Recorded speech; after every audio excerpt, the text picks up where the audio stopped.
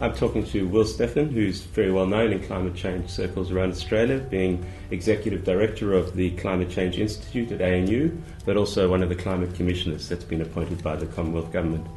Will, you're well known for work in climate change per se, but what have you been doing in the climate change adaptation space? Well, in my ANU role around my own region, I've been trying to take a lot of the stuff I work on the very big scales, the global climate system, and apply it to adaptation in and around Canberra.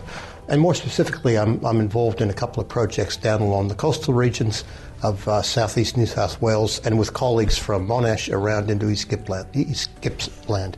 So trying to look at what does a climate-adapted community look like by 2030.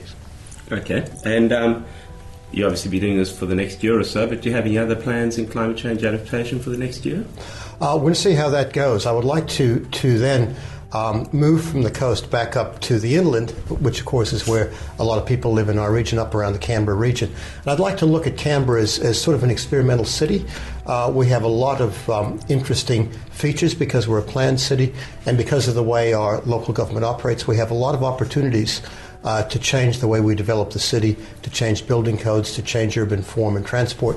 And we're going to do that anyway as Canberra's population grows, but how do we do that in a way that simultaneously adapts to the changes in climate we're going to see? Okay, great. What do you see as the major challenges that we face with climate change? The challenge I see as a scientist is responding to the types of information that people are really interested in. Now, down in this South Coast study, two things really came across in terms of what Shire councillors and business people really wanted to know. One is the extremes, the events that are really going to cause problems. They see lots of stuff about changes in averages. The second thing is a nearer time horizon than we often talk about. They want to know the next decade or maybe out to 2030, whereas we scientists love to talk about the end of the century because we'll see big changes by then.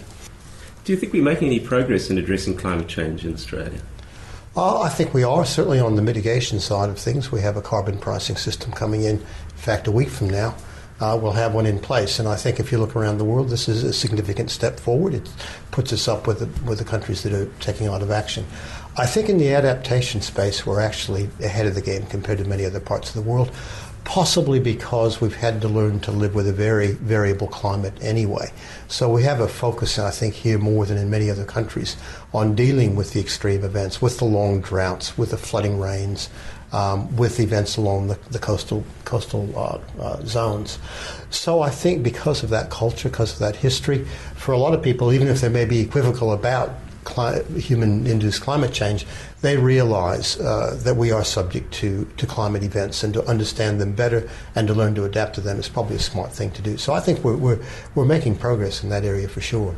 Oh, that's a good news story. Yeah. Thanks very much, Will. Yeah, my pleasure.